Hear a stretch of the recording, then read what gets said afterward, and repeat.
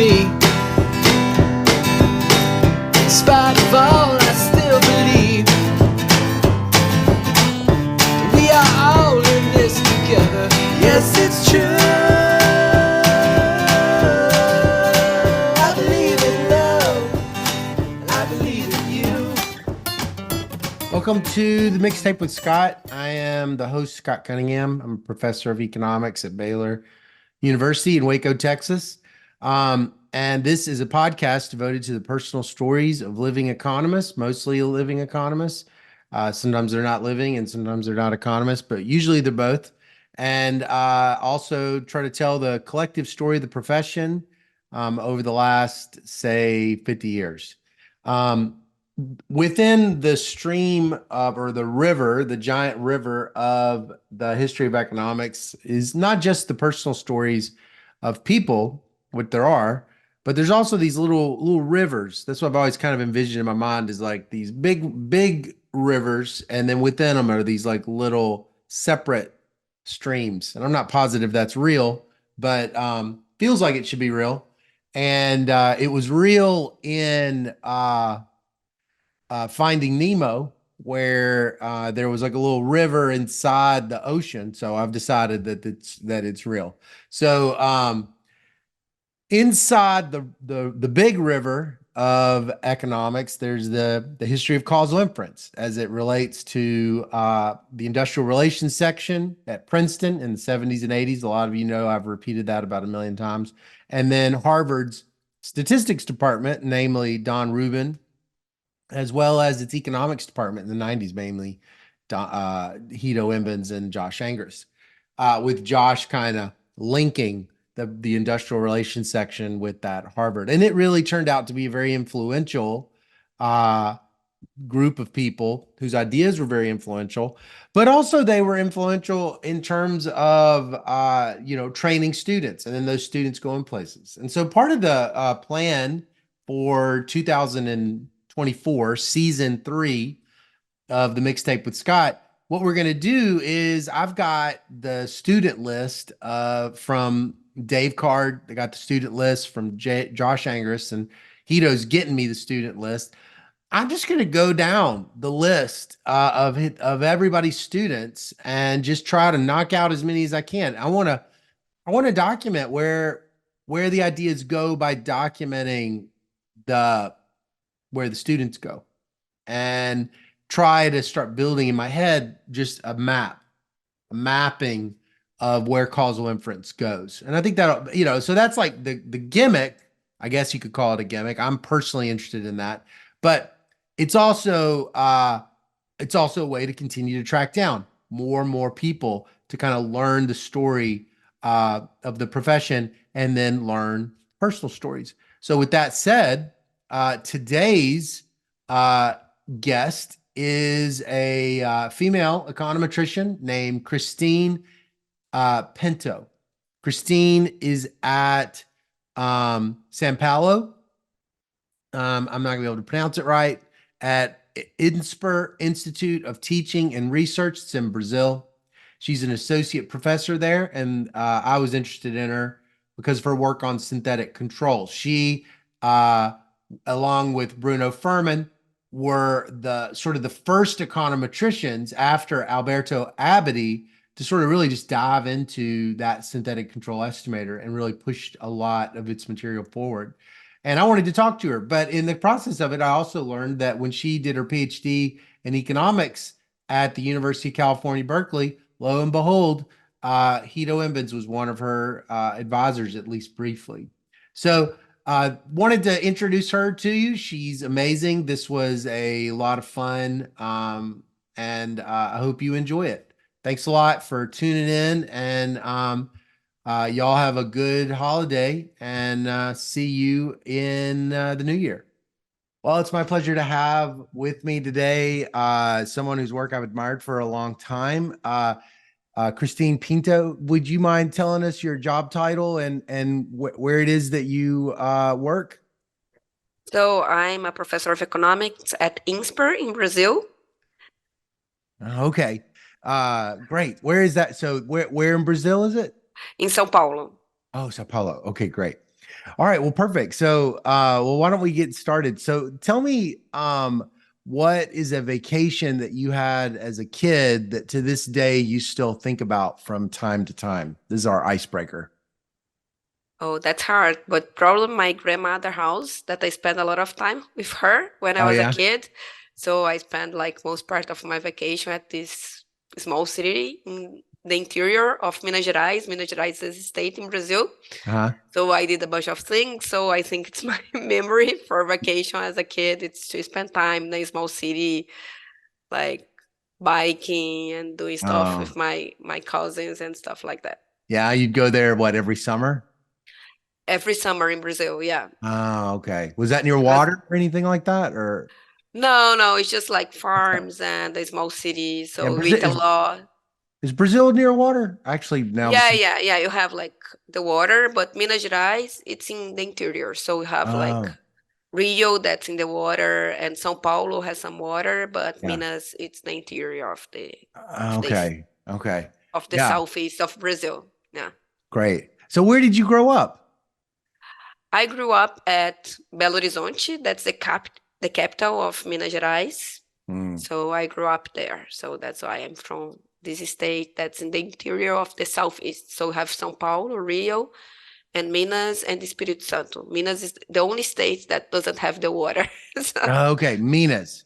Minas Gerais. Minas. Okay. And so what's that like? It's it's a lot of mountains. So we have Oh, like high mountains, and so it's basically mountains, mountains, and mountains all over the place. So and that's where you grew up. So was it kind of rural or is it a city? no, it's a city. It's a big city. Belo Horizonte Okay. is a big city. It's a capital of the state. It's a Ah, big city. It's where you have like all these mines in Minas Gerais that you know about, like Vale and so on and so forth. So the oh, mines are there. So it's the state that you have the mines for gold in the past, and oh, now you have the wow. other things. Yeah. Oh, wow. Oh, so there's like these old historic, like this is where you, Yeah, it was the first capital of Brazil was Ouro oh, Preto is there. oh, that's cool. So those mines aren't still active though, are they? Yeah, they extract like the minério de ferro. I forgot the name in English. The Huh. So you grew up around that stuff. yeah, Minas Gerais. You Minas Gerais lived like all the GDP per capita of the state comes. Oh no, but great most part of the GDP per capita of the state comes from the industry, right? Of the Oh, okay. So what did your parents do for a living? My mother was a teacher, Oh, okay. and my father was an engineer, but he passed away like when I was 2.5. So I lived with Oh, my mother. oh, okay. Just your She was mom? a teacher, and then she was a principal of a high school. So Oh, wow. Do you have any siblings? no, I'm the only child. You're the only child? Wait, so where does your mom live now? Does she still live She still in live in Belo Horizonte, yes. Oh, okay. Okay. How close are y'all to one another physically? Oh, now you're not so far away, right? Because by plane it's like 45 minutes. São Paulo Oh, and okay. yeah, and Belo Horizonte is like 45 minutes, and you have many direct flights every day. So yeah. Did you have a sense that you were always going to end up back in Brazil? Yes and no. When I finish my PhD, I really want to come back for personal reasons, right? Because I'm the only child and I have a scholarship from Brazil. So Mm. I feel that I need to pay this somehow. Mm. So I really want to come back. When I went back, it was funny because then after like a few months, I went to go back to the United States. I was like, I don't know if I want to come to Oh, live yeah. here anymore. Yeah. So, but then I went back and they spent like, I don't know, half a year in the United States. And I said, no, I think I should go back and be with my family. So then Oh. that's when I come back definitely to Brazil. Yeah. Well, what did you love about Brazil as a kid? When you think back now, what was what was it like as a kid growing up there? What I love about Brazil, I think I love the food, Mm. and I love like to have like this huge family around. Mm. Because in Brazil, you know how it works, right? So everybody's a family. I don't know, but Right. like you grow up with all your family around, right? So parents, grandparents, cousins, uncles, aunts. So it's very different from the United States, right? Right. And I think that's the good thing about being a kid in Brazil. Yeah. So you just had like your whole family, your family, your extended family was kind of your social life. Yeah, right. And the friends, and then sometimes the family of the friends become your family. So it's like Brazil have this thing that it's we're always together with the family. So it's nice for a Yeah, kid. that does sound nice. That does Yeah. sound nice. So, so you didn't move around as a kid. You stayed in that one. I stayed in Belo Horizonte. I did my undergrad at the Federal University of Minas Gerais. Mm. And then when I finished my undergrad, I moved to Rio. Oh, So my first job was in Rio because that's the problem. Belo Horizonte, it's a capital, but the labor market's not so like big as São Paulo and Rio. So when I finished my undergrad, I moved to Rio to work. So I want to be like I want to work with research. So I moved to work with Ricardo Paes de Barros in a oh, research institute. And then after 1 year in Rio, I applied to my master, and I did my master in Rio at PUC Rio. oh, okay, okay. So I went, yeah. And then after my master, I went to the US to do my PhD. Right, right. So what were you like? What were you like as a kid? Were you, would this have been something as a kid? If your 10-year-old self would have seen what you're doing now, would she be surprised? No, no, no. I knew that I want to be economist, but I Really? want, yeah. All my life, I told my mother I want to be economist, and my mother's like, "What? What are you talking about? You should be a doctor, or an engineer. What are you talking about?" Oh my gosh. And my idea is like I want to be economist too. And I thought about two things when I was kid. To open like my own firm, right? So I want to have a business at some point, or I want to do like international relationships Uh-huh. to apply to Itamaraty, like to be like to work in the embassy and so on and so forth. So I have just two paths in my head, Yeah. and and I was like, so when I started economics, I was really frustrated in my first semester in economics, right? Uh-huh. Because I like in the Federal University of Minas Gerais, you have basically the first semester you do with the social science in general, right? So, and I think it's really important. But at that point, I was like, I'm not learning math. What happens? I want to have my Oh. own business. I need to learn things that I can. So it was really funny, like for me, like so I was really frustrated when I started economics. But in the second semester, then you have math, you have statistics and econometrics, and then Uh-huh. and I said, no, now I know what I like, Yeah. and How in then the I world got did you know? How did you even know what an economist was when you were a little kid? no idea, right? But I have like some uncle that was economist, and he had his own business. So in my mind, it's like you Oh, have to be an entrepreneur. I need to do be an economics. economist. Oh, Yeah, so it exactly. was kind of And the entrepreneurial people that you knew. yeah, exactly. All of them were Oh, economists. So in my head, like if I do economics, I can have my own business and that's fine, right? So right, right, right.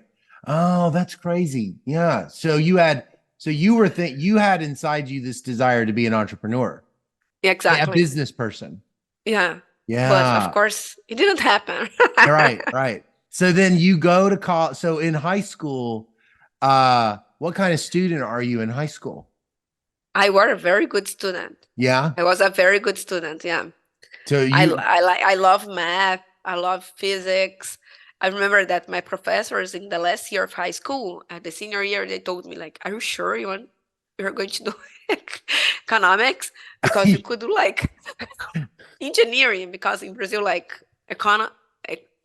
like economics is not the most competitive course by the time at Minas right, Gerais. So they said you can do whatever you want. Like right, you can do like engineering, you can do math." And I was like, right. no, I want to be economist. Huh. And they Huh. were like, but I was a very good student. Like I Why do you think so when you're in high school, what is it that's pulling you into econ and not I mean, because probably by high school you're realizing there's lots of ways you could become an entrepreneur. What's still holding you into econ at that time? No idea. I think I have this in my head. But for me, and also for me, it was like the course that I didn't at this point, people were telling me you should do like math. And I said, no, I like math, but I like other things, right? I like Uh, history, I like other things. So I don't want to be a mathematician. I mm, don't like engineering because I don't want to build things. So in my head it was like that.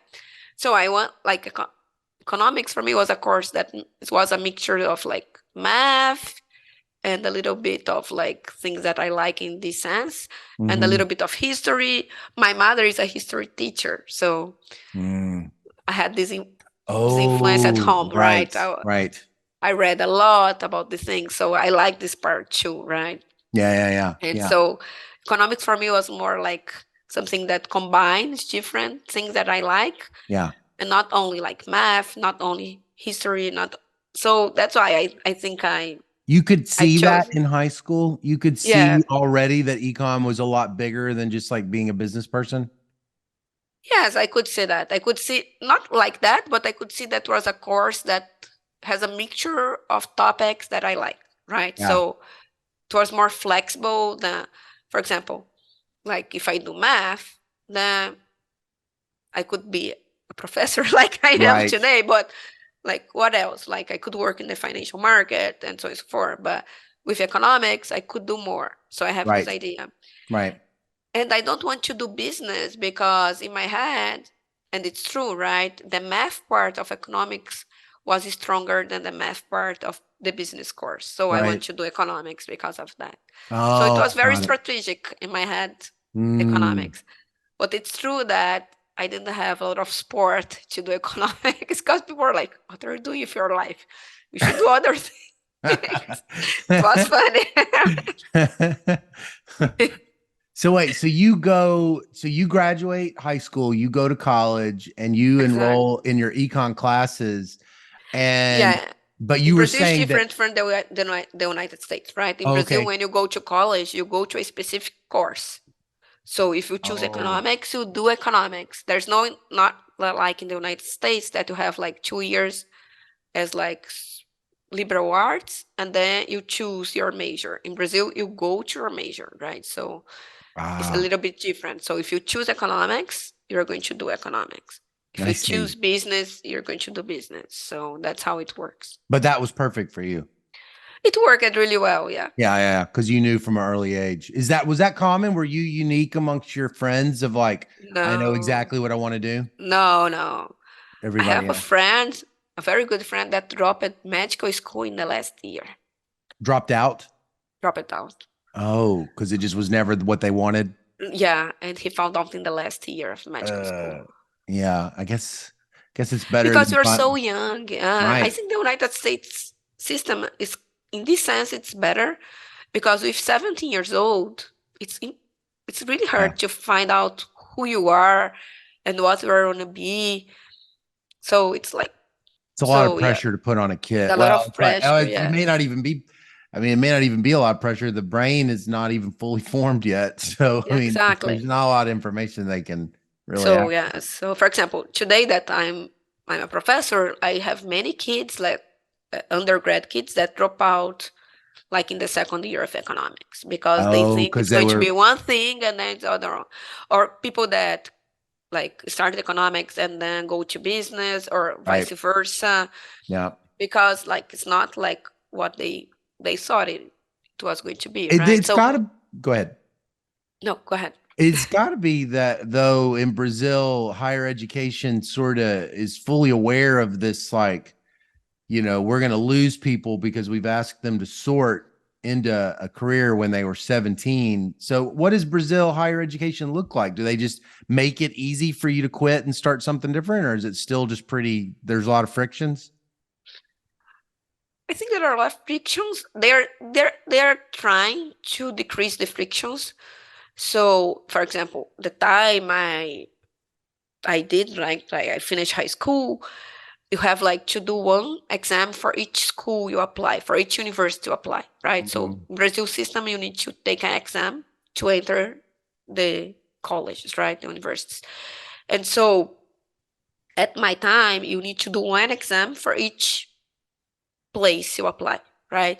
So it was really hard to move it from your state, right? For example, at the time I went to apply to USP, that's the State University of São Paulo, that's really good. It is still really good. And so, but it was the same day as the exam was the same day as the Federal University of Minas Gerais. So I need to choose which I was going to do. Of course, I did the one that was close to me. But nowadays, what happens is that you have a national exam that you can take for many schools. That's called ENEM. And so I think the frictions decrease a lot with these new policies and so on and so forth. Oh, Because now many schools accept the same exam, so when apply, so it decreases. The frictions are, I think, decreased over time, but still there are a lot. So if you apply, like, so just to finish your question, so if you apply to, for example, if I enter INSPER and I want to change course, it's a process, right? If I want to change for another university, then I need to take the exam again. Oh, got it. Right. Okay. So what classes in college, that you had, or what professors in college, or what experiences in college really made do you look back and think really changed or deepened your interest in economics? Was it just a very smooth transition, or were there things that just even had big effects? I think there are things that had big effects. And so my first semester, I want to quit. I was like, what am I doing with my life? And then the second semester, I start to have math and statistics. And the third semester, I have econometrics. And I said, okay, this is the part I like more. Right. So I knew like micro. So I knew always like micro and econometrics. That's what my thing. Like. Yeah.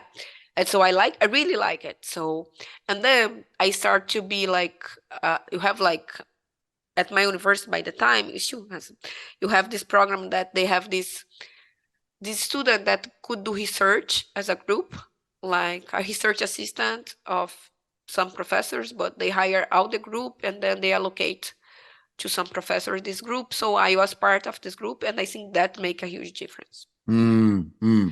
Because I could learn a little bit how was academic research since the beginning. Yeah. So, and I remember by my third year, I started doing research with a professor. Oh. And then at the same time, I got a job at the financial market. Oh, you did? Yeah. And I could compare. And like after 2 months, I was sure that I didn't want to go to the financial market, that I want to do research. So it make a huge difference in terms of like, to figure out what I want. And so was that intentional on your part? You were kind of wanting to do something to see if you would like it, or was that just exactly? Kind of, I want to test. Yeah. And I love doing research. Like I had a really good advisor. She was amazing. And she did like gender economics with data, everything I like. So you were already working with data in college? I always work with data even as a junior? So that would have been what, like early 2000s? No, much before that. Really? Yeah. So I remember that at the time you didn't have all these fancy computers that you have nowadays. I bet we graduated high school around the same time. I graduated high school in 94. Yeah.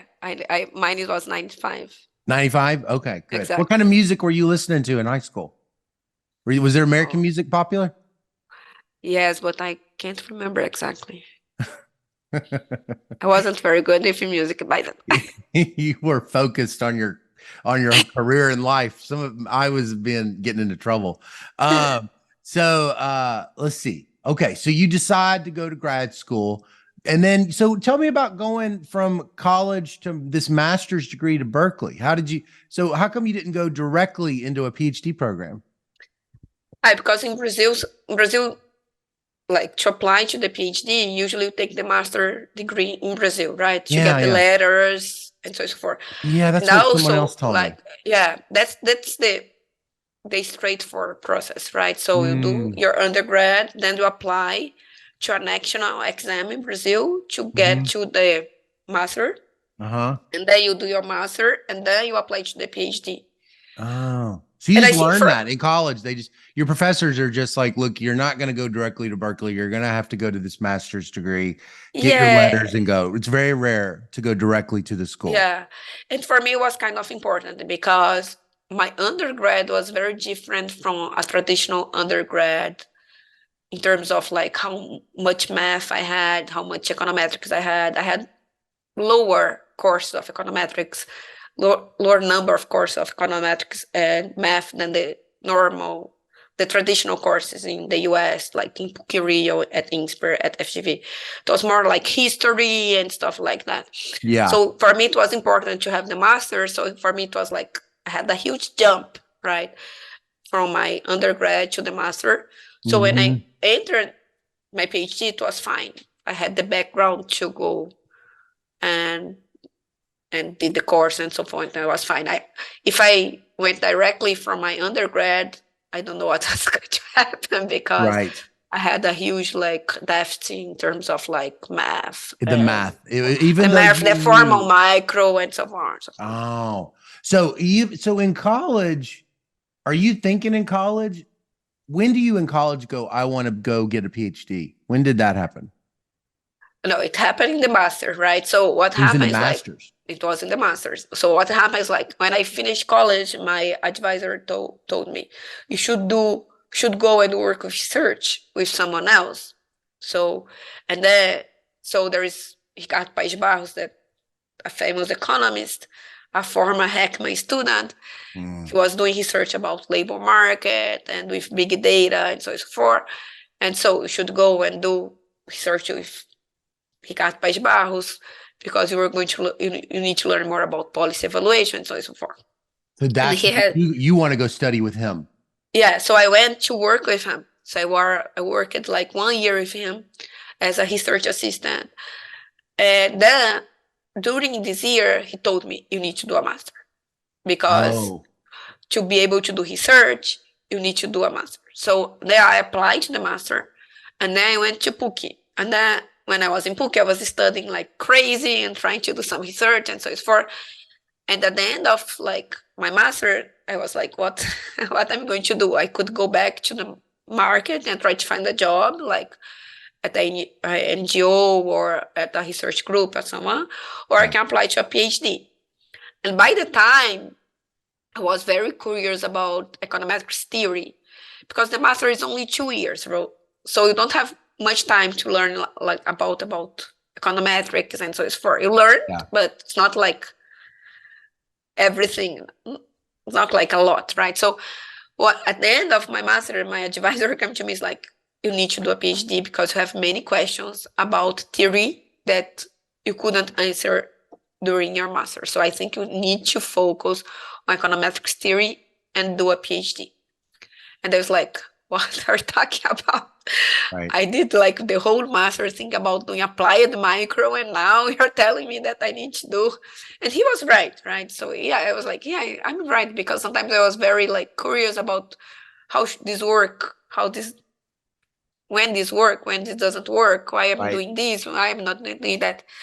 And so that's how I decided to apply to a PhD. But it was like in the last minute. It was like I started my application August. And for Brazil, this is really late, right? Because you need to get the letters, the GRE, the TOEFL, and so on and so forth. So. Okay. What year is that? What are we talking about? 99. Oh, so you apply for grad schools in 99? Yeah. Oh, okay. 99. You're in the master's program in 99? That's when you're in the master's program? No. I started the master program in 96. Wait, I'm confused with the data. So I finished my undergrad. I started my PhD in 2000. 2000. Got it. Exactly. Oh, okay. And that's at Berkeley? At Berkeley, yeah. Yeah. So was it just one of these things where you just applied to all the top schools and you went to Berkeley, or was there one of these things where you were like, no, my advisor was like, I need to go to Berkeley, or is there a story? So usually it's an incredible program. So I mean, but I was really happy with Berkeley. Usually what happens like at PUC, the professors is usually they try to tell us like, oh, you need to see where you're applying, so your classmate has a chance to apply to other places. So they basically help Oh, us to have our list, right? And so what they happens don't is like, want you all applying to the same school. They no, kind of because help they, distribute it sure, out. yeah, because otherwise you Only match one will like get two in. persons, yeah, two So they try to persons from the same maximize their university with yield. the same letters, Oh, with the same like CV. It's very got it. similar, right? So they try to sort us out in terms of like where Oh, to that's go, smart. Yeah. and then and usually it's basically on what you want to do as a researcher and where the best place to be. By the time I really want to do econometrics theory, so Berkeley was like one of my top, like one of the top ones for me. Hmm. And then I remember that I had a good friend that wanted to do applied micro, and you had exactly the same grades, the same letters. And so the professors come to us like, you need to help each other. You're friends. So you need to decide where you're going to apply and where Christine is going to apply and where Anna is going to apply. Because if you apply together, it's not going to work, right? And so that's what you did. Like you coordinated. And so y'all had like compromises. You're like, Anna's gonna yeah. apply to Harvard and MIT, and you're gonna apply to Berkeley, and Yeah, et so you cetera. sort out one apply to MIT, one apply to Harvard, the other one apply to Berkeley, the other apply to Princeton. The Mm. only school that both of us apply was Chicago. Chicago, you both apply. And so you did like that. So Yeah. that's how it worked. Yeah. Yeah. And at the Chicago end, lets in more people historically too, so maybe yeah, it yeah. doesn't matter as much. And it has a long tradition to accept Brazilians. Ah, So yeah, right. in fact, both of us got into Chicago. So what'd you pick Berkeley for? I picked Berkeley first because I was between Chicago and Berkeley by the time. So I remember that I visited Chicago, and so I think I went to do econometrics, and both places were pretty good in econometrics by the time. But Berkeley has a better weather, and I hate the winter. You it's a little different than Brazil in the winters in Chicago, I hear. No, yeah, I visited Chicago during the winter, and I was Oh, like, yeah. I'm not sure I can survive. It's You true. were like traumatized. Not traumatized, but I was like, I'm not sure I can survive here. Totally. Yeah, that would have been brutal. Wow. So you get to Berkeley. So tell me about getting to Berkeley. What was that like? That must have been so neat to land there. I mean, I know now you're like used to it, but what was it like at the beginning? The beginning was really hard, I think. Mm. But the first semester was hard because I didn't have a house. I was trying to figure out things. But then after 6 months was pretty good. Yeah. I think Berkeley was amazing. Yeah. What was it like being in the city? I don't know. I mean, you feel like you're in San Francisco, right? When you're in Berkeley, or is it as a student, you're sort of in that little part of town. You're not like all over the Bay. No, you are in the university, right? So you live like I lived really close to the university. So basically my life was like the university, and then during the weekend, sometimes I go to San Francisco, sometimes I go to the other cities, but like Yeah. my So you just life live was there. the university, yeah. But Berkeley is amazing. I think it has a great weather, great people. Yeah. The department was amazing. I Mhm. remember that I didn't want to leave Berkeley at some point. I was like, could I stay here? And my advisor was like, no. Did you ever get to know Manisha Shaw while you were there? Did y'all know each other? She would have been in the ARE program, though, I think. She was a development. She's my co-author. Do you ever know her? Maybe. I don't Maybe. remember the Okay. name. Yeah. That's Because you it. have some contact with people from the ARE, from the other department, the ARE, but not so much, right? Not Because so they much. did So you don't they interact did a some lot. each course. Yeah. Because I didn't do applied micro or development. At the end, I did like econometrics and labor, right? So I was Right. kind of more in the economics department, right? So I Okay. didn't, yeah. Okay. So you pretty quickly then, it sounds like you sort of sort into econometrics and labor. Like that's like you Yeah. knew it almost the moment you got there, or was it sort of Yeah, when I went there, I had in my head that I want to do econometrics. Yeah. And I want to do a applied field, Yeah. right? Because I was like, I started everything with applied micro. Yeah. Now I want to do econometrics, but something applied micro. And so that's how I choose like as a major econometrics. But Yeah. as a minor, labor and education, right? Yeah. And so Well, so it's what so what professors were you taking your classes from that made a big impression on you? I'm sure it was everybody, but I guess like everybody, right? But what I think you have by the time you have a very good econometrics team, right? So you have like Imbens was there. Oh, he was there when you were there? He was there. And he was my advisor too, right? I started with him and then he moved. And so Imbens he was there your advisor initially. in the beginning, yeah. Oh. Then he left and then I moved to Brian. But it was yes, he was there, Powell and Jackson and Rude. So it was a huge econometric. Not Matt Jackson, the one that's in Berkeley. Not Matt Jackson, the other econometrician. Oh my thing, I can't think of it. Okay. Well, so then you end up going next to and I have a very good colleague. So yeah. Cataneo was my colleague. Oh, really? Trump was my colleague. So we have a very good class, very small groups of people. Mateus Cataneo? And Mateus Cataneo. Oh, he was your colleague? Okay. Yeah. Okay. Y'all were the same cohort. Same cohort. Oh. So it was a very good cohort of people doing econometrics. You have like 4. That's a lot for econometrics. Yeah. Sure. So you end up Carolina Caetano, Richard Crump. And who's at University of Georgia? Yeah. Yeah. So she was also in your cohort? Oh, wow. What a great group.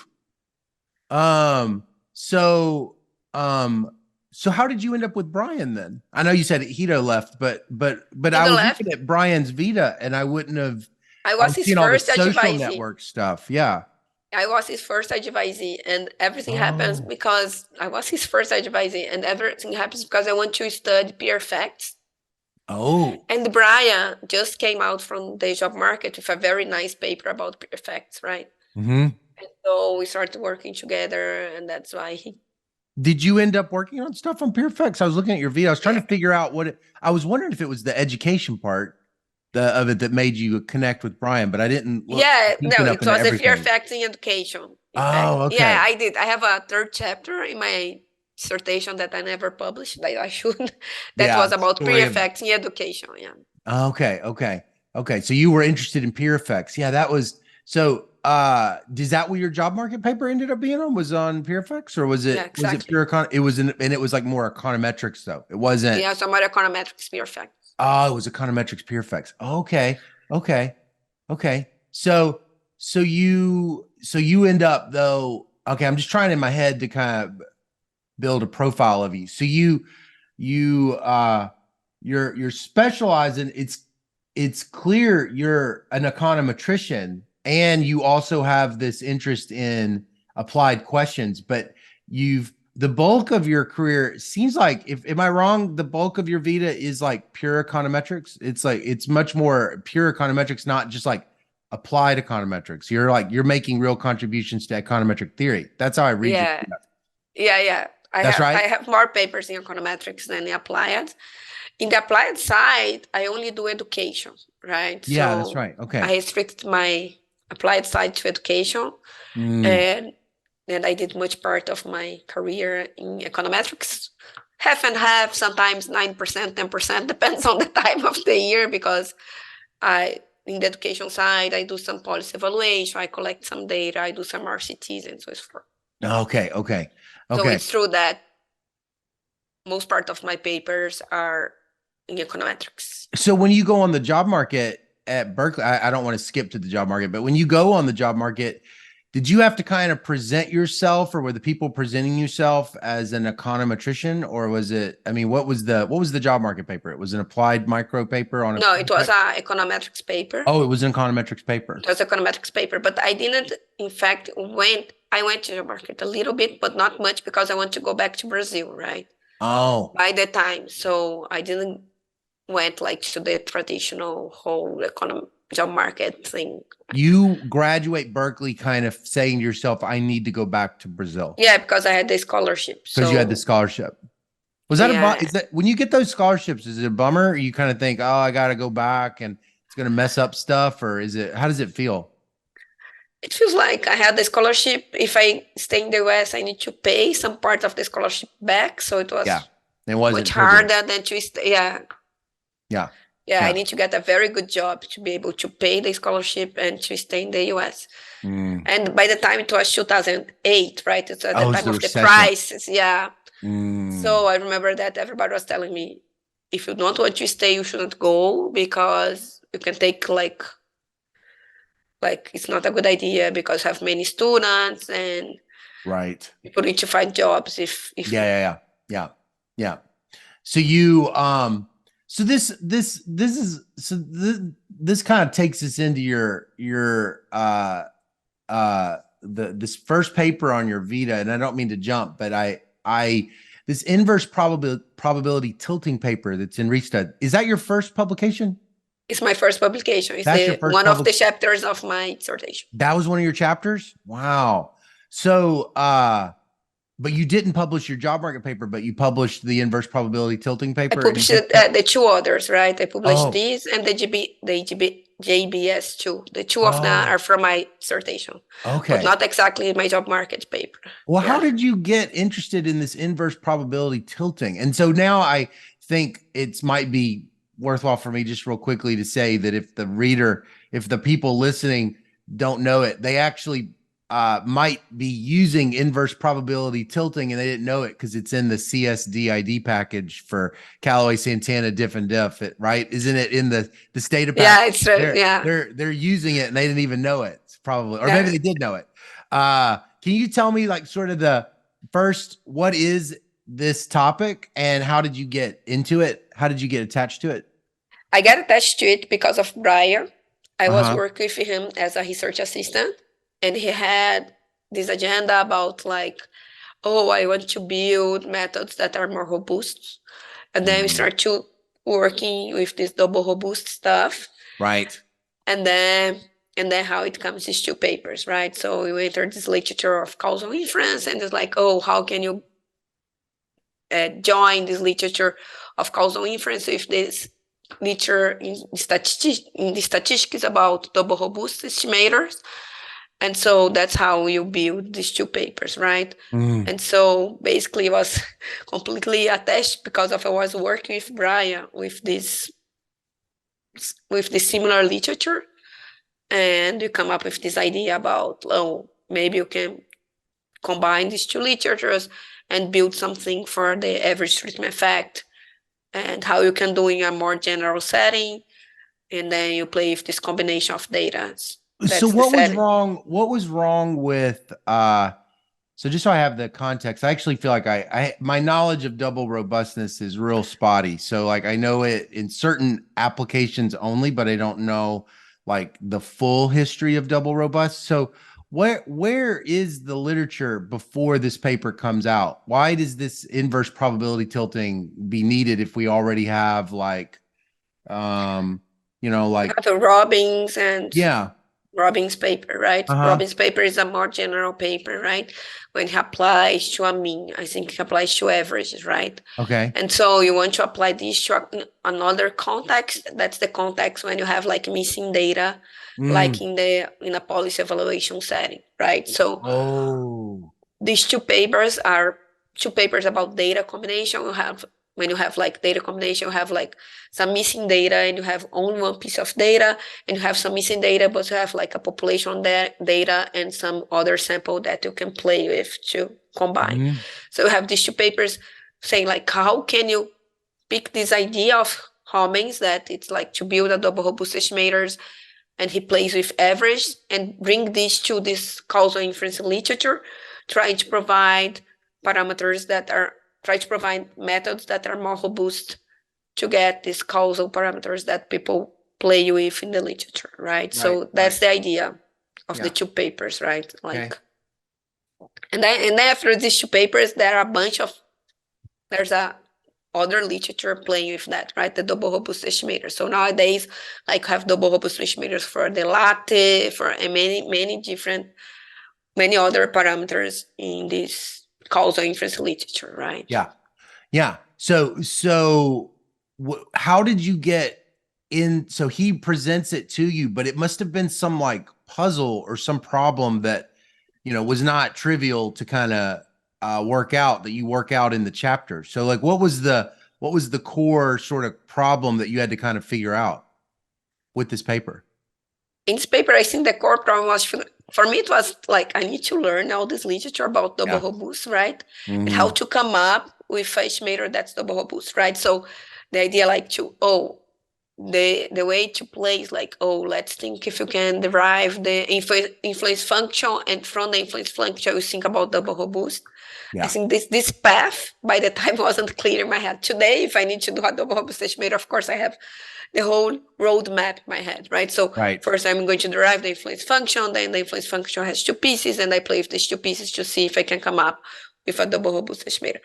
But by the time, I have no idea how to play with these things, right? So it was the first time I was thinking like this. It was the first time also that I need to derive a semi-parametric efficiency bound. Even though you learn this in the econometrics courses, right? When you do the field, when you apply the thing, it's really different, right? You think about projections and the paths you're projecting, how to get the semi-parametric efficiency bound. So I think I learned a lot in this first paper, right? What were the skills what are the skills that you need to derive the semi-parametric efficient bound? I mean, so what you said projection, what was it that really paid off in order to be able to successfully do that? I definitely don't have any of them. So I think I need to understand a lot of the news papers about how to get it, and to understand like a lot about stochastic process, right? Because we're projecting functions, right? So I was like, okay, now I need to go to the world of functions and think about how to project functions and so on.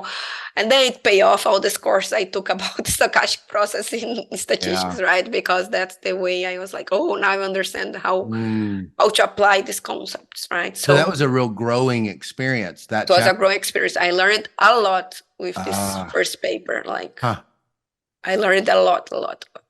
You proud of that paper? I mean, it took a long time to be published, but I'm proud of that paper. I think.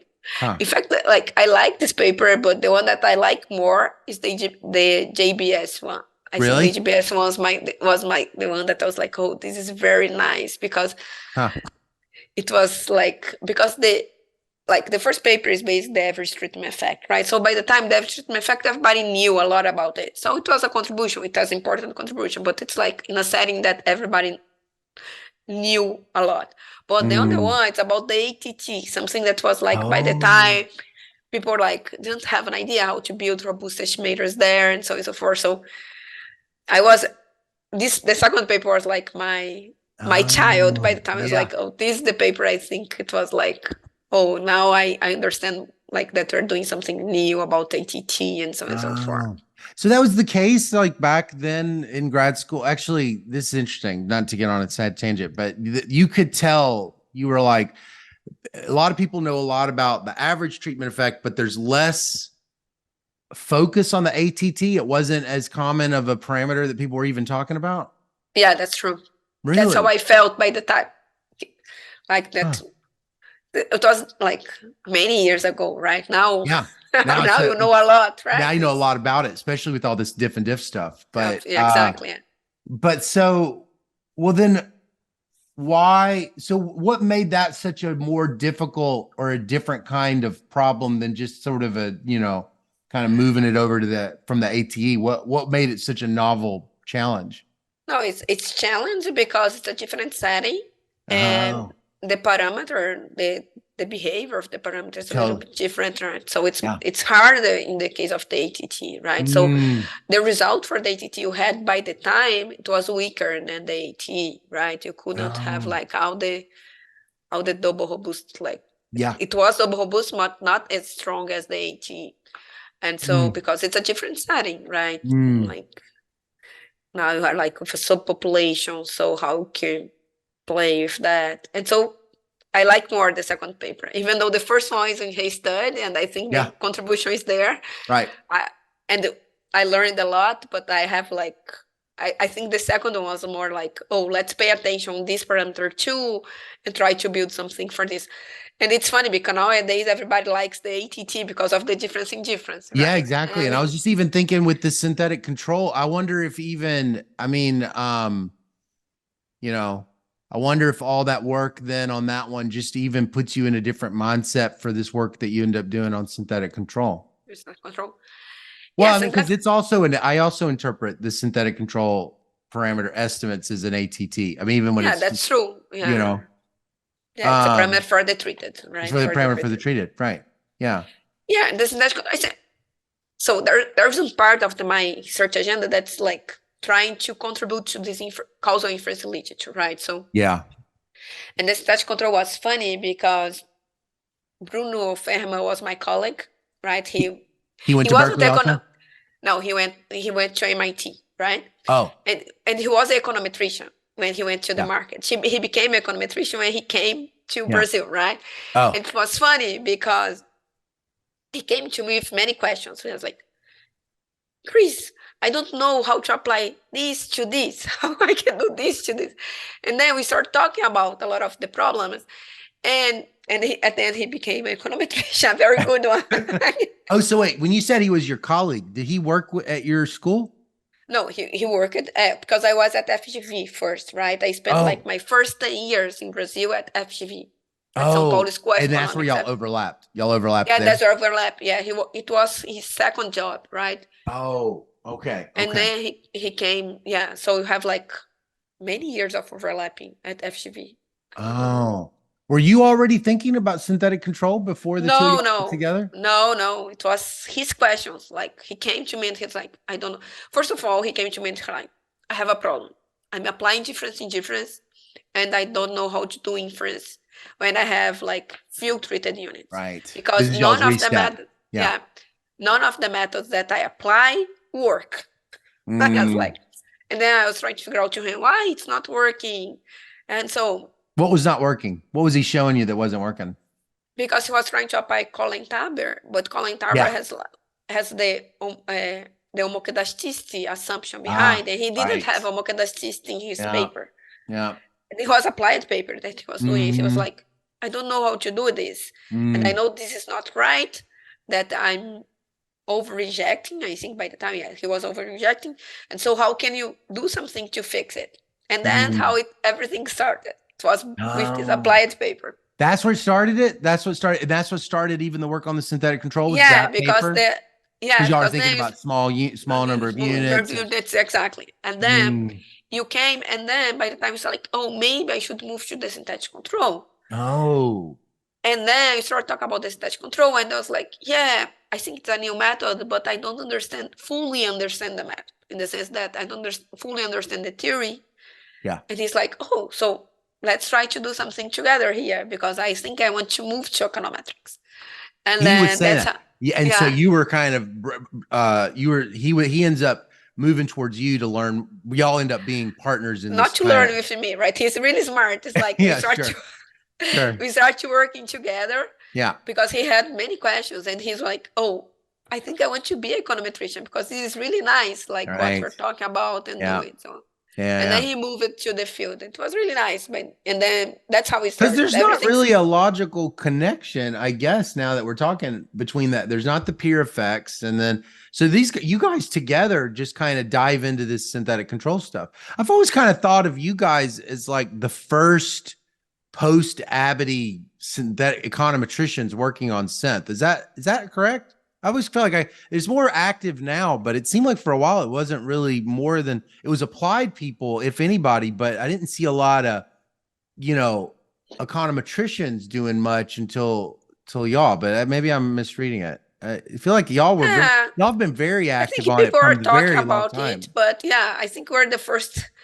I don't know if the first ones, but one of the first ones should think about let's do a theory for this estimator, right? Because it's not clear for us, like identification. And I think Abaji did a really good job, of course, like in showing how the method works. But at some point, Bruno was like, I want to understand how to apply this method and which assumptions should I care about, how this work, in fact, in terms of like when you get consistent, when you don't get consistent, and but the question was like, he had an applied paper and you did the difference in difference, and he was like, oh, maybe I should move to synthetic control, and they're like, but you have no theory about the synthetic control, in fact, right? So, and then you start working on that, and then by the time it's true that you have a little bit of theory that comes from the Abadji paper, right? Abadji did some theory for the synthetic control, but it wasn't like. What was missing? Because there's the 2010 JASA, but what is it what's in there and what's not in there that you're talking about? I think what is missing is like, first of all, I think what Bruno and I did in the first place was like, let's think about the synthetic control using the setting of the factor models. In a factor model, in the factor model, like in Abadji, what's the identification assumption? What means, and Abadji has the identification function, that's the perfect fit, right? But let's put like in a formal way, what's the identification assumption? What's the perfect fit in the context of this model? I think you did that. And then you are like, okay, but now you know, like, so if this assumption holds, that's the result you had in Abadji. Then the estimator is going to be consistent when the pretreatment goes to infinite. How do you prove that, right? Because Abadji has the bias calculating the supplemental appendix, but you're like, okay, but how you show, like, for the applied person, the conditions they need to think to be able to see that they are providing they are getting close to the causal effect, right? So we are kind of like trying to say, look, you understand the result of Abadji and you get a result that's very similar, right? Of course, but putting like in another context, putting another words, right? So if you want to tell to applied people, like, do you have perfect fit? Well, if you show you the graph, it's enough or not, right? What the assumptions behind it, right? So that's the idea. And so that's the idea, because like, and that's everything comes from Bruno, like applied paper that he wants to do the diff and couldn't. And then you're like, okay, let's fix the inference part. And at some point he's like, oh, but maybe I should move to the synthetic control. But okay, how do I think about this method in a more formal way? And so I think there are a bunch of people that were thinking about synthetic control at the time, not a lot of people. And I think the point is like, let's do it in a formal, very formal way to show people like, oh, to get a consistent estimator, you need this, and this. And that's where you guys are like linear. You're going to say the factor model, and then you're going to assume this factor model, and then you're going to work out what exactly, given this fact, there is a references to factor models in the 2010 JASA though, right? By Abadji? Yeah, there is a factor. Yeah. But so where did he not go far enough in that based on what we're talking about? I think it doesn't, like, he said, like, oh, there's this identification assumption that's perfect fit, but it's not very formal, right? So, got it. And then you did a different, it's like a different way to formalize the synthetic control, right? So you think like, oh, to get a consistent estimator, you need these weights to converge to the weights that satisfies the assumption. What are the conditions that you need for that to hold? And so it was more like you get a very, you get a very similar result to Abadji, but just with like more steps in a more formal way, I think, right? Well, so showing go ahead, sorry. And showing that, look, it's really hard to get perfect fit. Right? So when you look at this graph, and I think that's the message of the paper, right? When you look at this graph, if you have trends, if you have many things, you could get the perfect fit, but it's not the perfect fit you want, right? Because you want to match like fixed effects, and if you have covariates, right? And you don't want to match trends, right? And I think the idea of the paper is to show that, right? It's not like a trivial assumption, right? Because I think by the time people are like, oh, this is much better than the difference in difference, and in my head was like, I think it's a really nice method. It's very transparent, and I completely love the method. But it has an identification assumption as a difference in difference, right? And it's not like that's stronger or weaker than the difference. It's a completely different assumption that people need to discuss that, right? And so when you write this stuff at the beginning, not now, but like back then when you were first starting to make these discoveries, and you would go talk to an applied person, and they understood that with difference and differences, you need parallel trends. Maybe they understood that. What were you telling them that they needed to be thinking about for synthetic control? I After also you've already made after you've kind of made these discoveries of what was inside the estimator and what it needed based on that factor model, what were you starting to explain to them that they needed to be thinking about? you're thinking, oh, you need to get perfect fit. It needs Perfect to fit. really be perfect. And you need to do many robustness tests to show that you have the perfect fit, right? So, for example, you cannot cherry picking, that's the other paper you have. You cannot cherry picking the specification that gives you perfect fit. It doesn't work like that. You need to have many specifications showing that, in fact, you can get these lines really, it's not close, right? One needs to be like really the other, right? And so, and you're like, oh, if you have a like huge trend, you should like the trend and show that the trending, the series, you still get perfect fit because you don't want to match threads, right? Another thing that I think was important by the time is people like, oh, if I have like 3 years in the pre-treatment period, you should use synthetic control. And I think you were like very verbal in saying like, no, synthetic controls work if you have a large pre-treatment period because the time series is really important, right? Basically, you build your So contrafactor. it's not just perfect fit. It's Exactly. perfect fit. It's these two dimensions of perfect fit over long T. Yeah, you have Nishimura T. A lot of other things that was, and I think Abadji did a really good job in the 2020 paper that he has at the economic literature to summarize, right? These, right, showing like, look, like many things that like for us was like you're trying to verbalize, he did in the 2020 paper. That's really important. For example, look, synthetic control works when you have like a fixed number of control units. If you have like a large number of controls and a small t0, you can overfit. So you're going to get perfect fit because you overfit. So it's dangerous, don't do that, right? So all these things I think was really important to for the literature to verbalize in the sense, look, it's a new method. It's very nice, but you have assumptions and you need to be careful how you do it. Yeah. Right? Because I think by the time people are like, oh, I'm going to move from different to static control because it's easier to do. It was like, no, wait, it's not like that, right? There are trade-offs as usually in econometrics. It's like, What do you see as the biggest trade-offs? in synthetic control, Going from I diff think- and diff to synthetic control. I think synthetic control, it's harder to have the identification assumption. I think it's not trivial to achieve perfect fit. And in fact, like Abadji was really clear in his papers that without perfect fit, you should not use synthetic control, right? So I think the trade-off is like that. Like it's harder to convince people that you have the perfect fit. It's a less trivial assumption to discuss than the parallel trends. I think you're much more usual with like parallel trends. Nowadays you have like John that's doing a really nice job in testing for the parallel trends and providing bounds for this.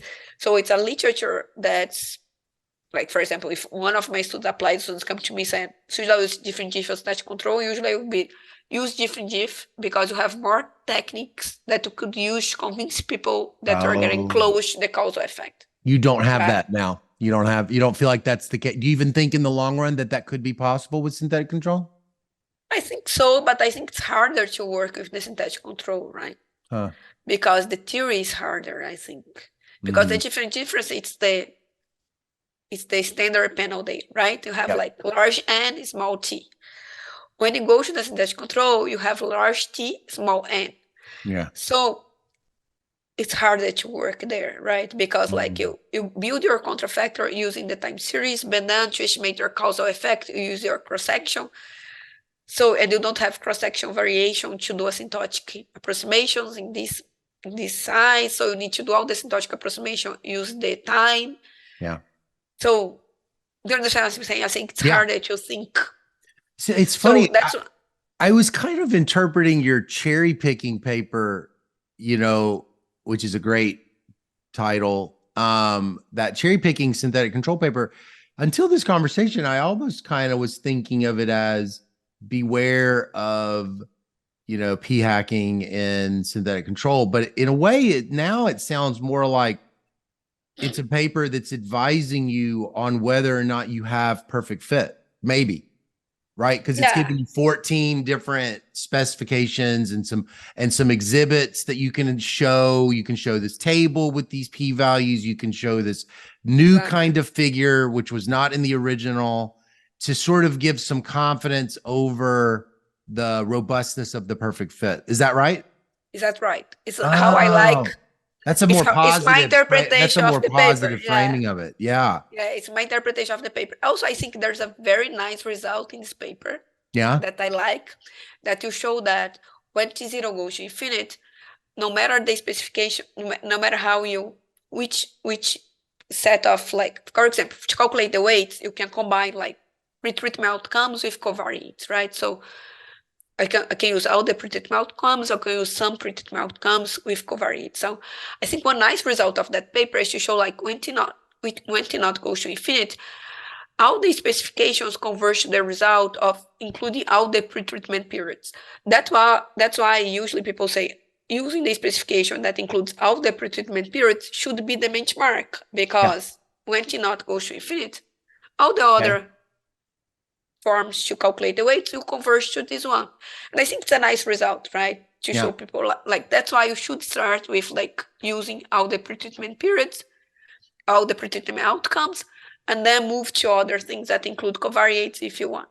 And I think it's a nice result too, right? To be more positive in terms of like helping people to apply the method that I think is a nice method. Right? So that's my reading of the paper, right? It's funny though, listening to you, because, you know, you don't talk as someone who's like, has this, attachment to it, like an affection for it. It's kind of like you're very detached from it. You're like, it's a nice method. It's not like you're not like a proponent or a dissident. You're very descriptive and scientific about what it does, and here's what it's for, but it's not like you're advocating for it or something like that.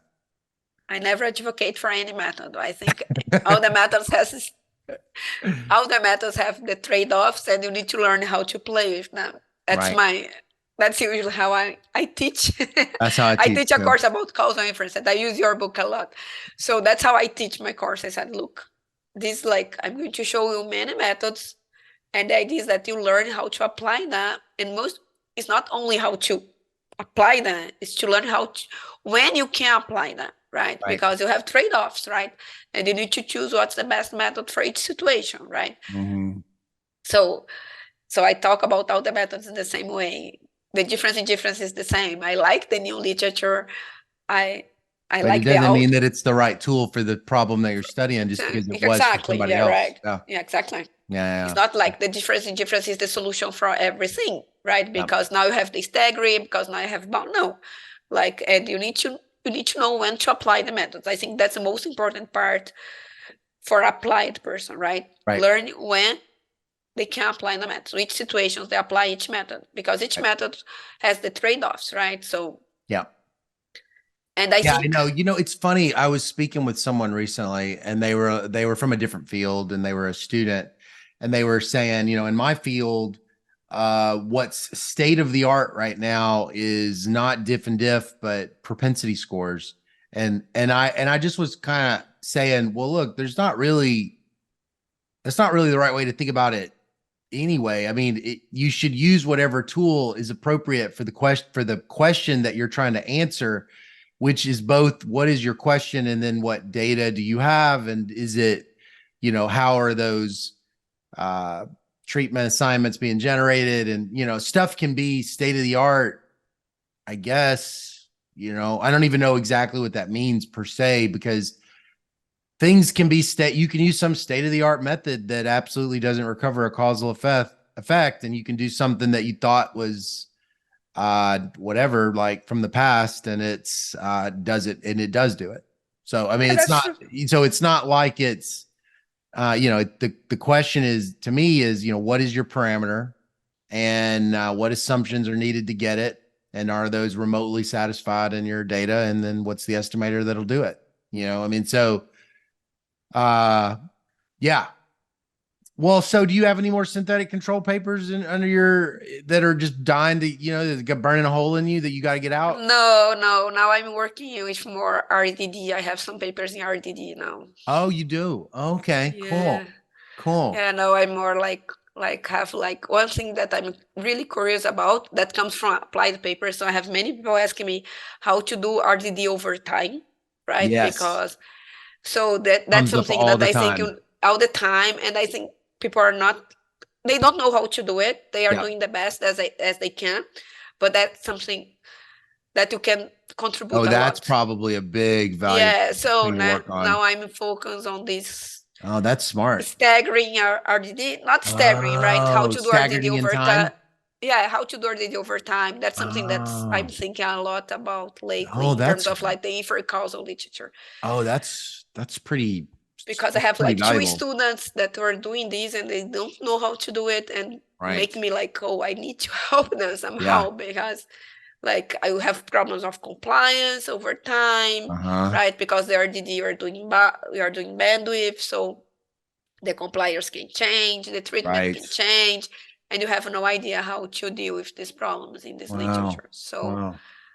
now I'm moving to, that's how I work. Sometimes like I get the questions from the applied people and try to solve, right? And I see Yeah. synthetic control, there are a bunch of people doing really nice jobs in terms of synthetic control. I think synthetic control has a lot of things to do, especially in the inference part, right? We still don't have a good inference method Yeah. for the synthetic control. Mm-hmm. That's a problem. Bruno and I had a paper that you saw a little bit about that, but you need to go back to this paper. So I had this, and I think this is the big thing about synthetic control now, how to do proper inference in synthetic control. And also I like the literature that combines synthetic control with other methods. I think it's really smart to combine like the synth diff and diff deal. like the synth and diff and diff. Like I think it's really smart, right? Because the Yeah. idea is good, and when you combine with the other methods, you improve a lot how you can do inference. So I Yeah. think it's a good way to think. Yeah. But yeah, I just had this inference paper that Bruno and I have, but it's an old paper. I don't know if we're going to solve the problem there because we're stuck. Like, Yeah. and so, yeah, but now I'm working like with RDD and more in this world of like trying to think about how I can help my students that have data over time and have RDD that they want to do this over time, how you can do it, right? Okay, of course you can do a difference in difference, but it's not the way to go probably, right? Right. Well, the fact that you're applied and an econometrician, it seems like you have your ears on, in both areas. That's got to be pretty valuable for thinking about jumping to RD in time. That's something that you're hearing, demand from probably less from the econometricians and more from the applied people. Comes up all the time. Comes up all the time. And I think, and my feeling at the seminars is that people don't know how to do it, right? Mm-hmm. Yeah, I don't even teach it because I don't know what to say about it. I usually just sort of stick to the more because my workshops are usually more intro level and they're not going into the frontiers as often. I've never felt comfortable talking about it because I only know of this there's this one paper, I think it's an annual, what is it? It's on regression discontinuity in time. Is it Labs? There are some papers about it. There's Granby has applied paper that she does a paper that combines, right? When she has like a time and she uses the time to help to disentangle the unconfoundness. I think there's this paper that there are some papers in the literature, but but few. And we still have many things to think about, like how to do kind of a staggering difference in difference. Right. Well, I've kept you for over an hour. It's so nice to meet in person finally. It was really nice to talk to you. I hope that this worked somehow. Yeah, no, this was great. I'm very sorry about my voice. That's not perfect today. Perfect. You were great. Gonna see us through. Honey, you